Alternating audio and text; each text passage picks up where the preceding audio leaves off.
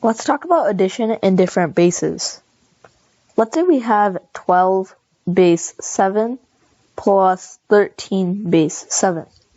What we're going to do is we're going to set this up like this. And then we have to add. So 2 plus 3 is 5, and 1 plus 1 is 2. So our answer is 25 base 7. However, this gets more complicated when we have to carry.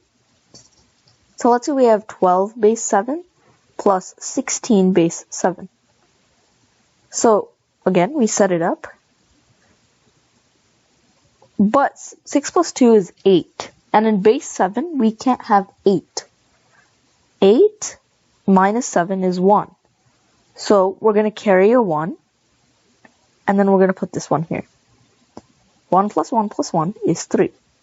So our answer is 31 base 7. Let's look at another example. Let's look at 325 base 9 plus 887 base 9. So we're going to have to set it up. And then we're going to have to add. 7 plus 5 is 12. But we can't write a 12. So we're going to subtract 12 with 9. This will be 3. We have to subtract 12 with 9 one time. So we carry a 1 and we write the 3. Then we have 2 plus 8 plus 1. That's 11. 11 minus 9 is 2. We only have to subtract it once, so we carry a 1. And then we write the 2. 3 plus 8 plus 1 is 12.